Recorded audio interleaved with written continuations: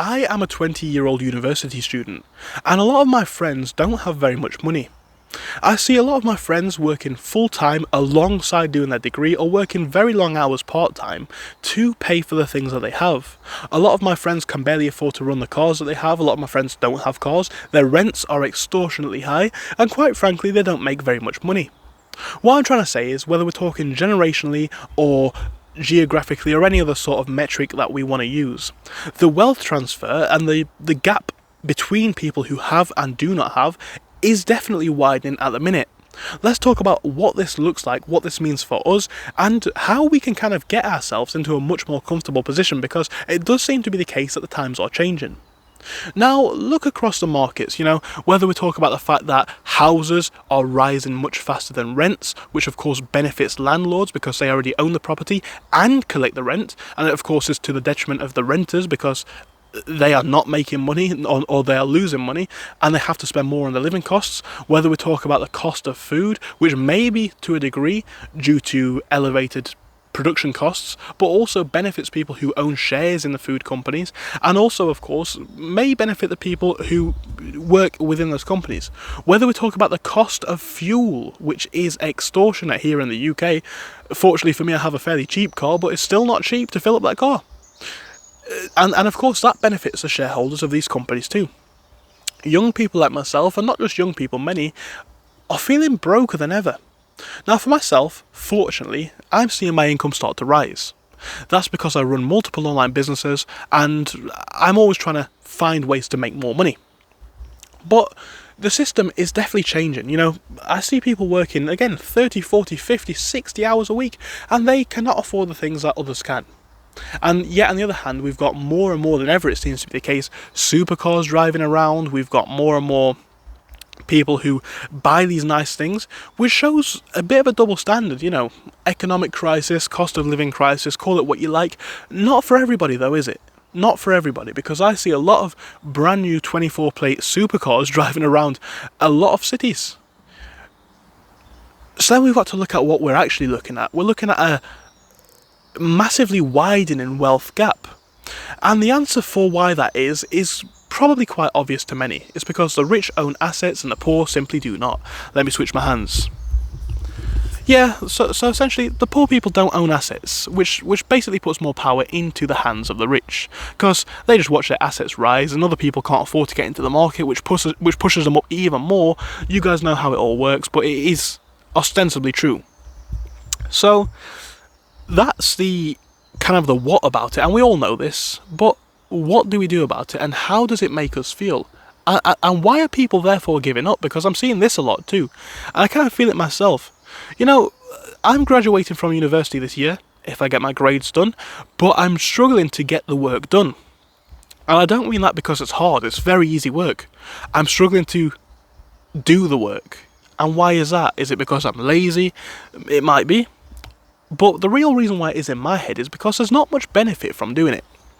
Let me ask you guys a question, because I know that some of you watching this video are going to be my age, but I know that others are going to be maybe 50, 60.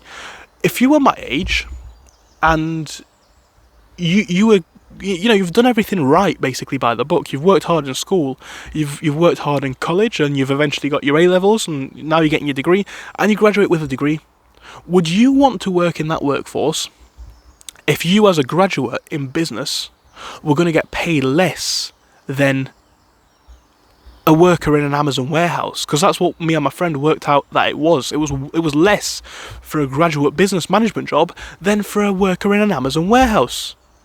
Most people aren't going to do it, especially in a time where corporate profits are higher than ever. They are not seeing the benefit from their labour. It doesn't take much to make people happy, really, but the balance is so out of order now, people do not want to buy into the system. So what's the solution for people like us? Well, for people like myself, I think it's quite obvious. I make videos talk about money all the time. Why is that? It's because I want to document, maybe for you guys, but also for myself, my journey to hopefully becoming financially independent. And hopefully when I'm 25 or 30, I'll be able to look back on these videos and say, well, that was a journey. That's literally how I did it. You can watch a daily documentation of it on my channel. Wonder what that noise was. And that's the way I kind of like it. So my kind of escape route, or intended escape route, is obvious to most. I run all these businesses. I'm trying to build up some cash to invest into, whether it be property myself or something like that. I'm not too sure as to what. Other people choose the option of moving to a cheaper country, which also makes sense. And then you've got the most unfortunate one, but you do see this too. People just completely give up on the system. I need to kind of move this camera angle a bit. People just give up. There we go. People just have enough and they don't see a benefit for the work and they just kind of quit, which is the worst of the worst options. But for a lot of people it makes sense, because not everybody has the privilege of thinking up these ideas or wanting to learn about these ideas, or even maybe even having the capacity to learn about these ideas or the resources to implement them. But as the wealth gap widens, in my opinion, more questions get asked as to what does the future of our ambition look like, and how do we make our way in a world where essentially money is tight. Well, I've given a few options for this. I think what I'd definitely do is look into getting an extra income, because this is an age-old fact, but it's becoming more prominent now than ever. If you're a human, like me, and probably like you guys too, there's only 24 hours in a day.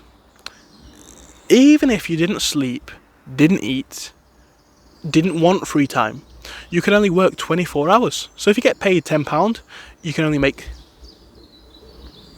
the revenue off that. If you get paid £20, you can only make the revenue off that, and so on and so forth. So we need to do things differently. You need to find a way where your income is not correlated to your time expenditure. And that can be a challenge, I'd say, but it's not necessarily as hard as people think. I'd start off by looking into an online business in an evergreen market. And I've just produced a video myself on what that looks like. I guess when it's starting to get dark, I get a bit creeped out.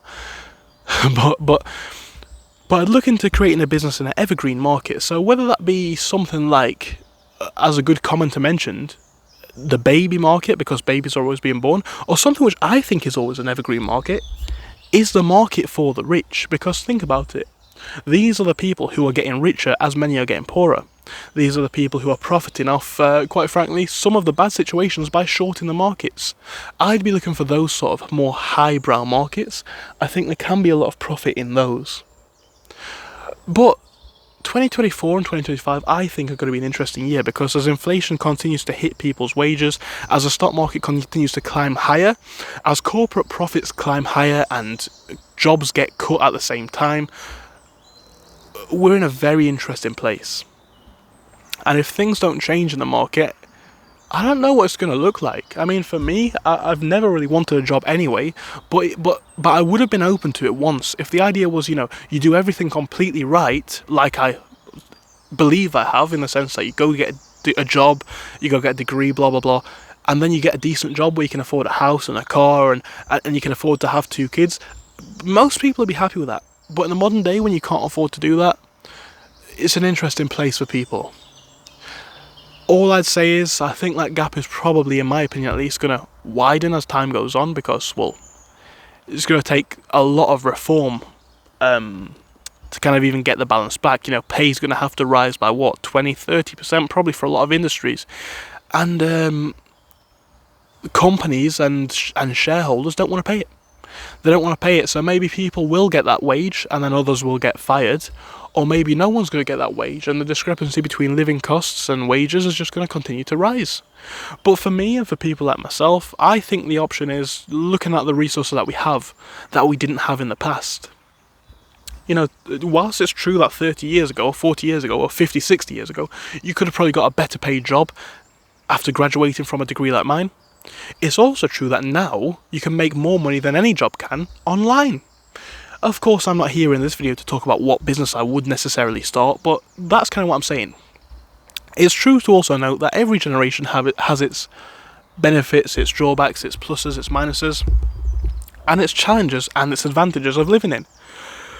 In our generation, it seems to be the lack of effort for young people to want to work, and that's obviously based on, in my opinion, at least as a young person, based on the low level of reward that we get from putting in that work. In the eyes of other generations, it's been different, but it doesn't mean that we don't have advantages to our generation. And one of those, I would say, is the ability to utilise the internet to make more and more money than any generation kind of has in the past. So what I'm trying to say to kind of tie this 10-minute video all back together is, we are in a wage deficit, but we're also in a skill deficit. If you have the skills to think about your current situation, you can do well. You know, I think the saying goes something like, adopting to change is the best, something like that. And that's true. The market, whether it be the jobs market, the economy, it's not the same as it was in the 1950s, so why are we still working in the way that we did then? I think if we want to have success in our generation, as young people, we need to work in the modern way. And that is working in ways that work for us, but also working in ways that benefit us. Why are we working for the benefit of a company that doesn't really care about us and has more of an emphasis on shareholders? I don't see a point. That's just me, and that's why I go about making my own businesses. So maybe it's something that you guys could get into, maybe it's something that you'd be interested in. Of course, that's up to you. If it's a sort of topic that you might be interested in, don't forget to hit that subscribe button. But right now, it is going dark here in the woods, and I think it's about time, therefore, that I went home. Thank you for watching. I hope to see you soon. Goodbye.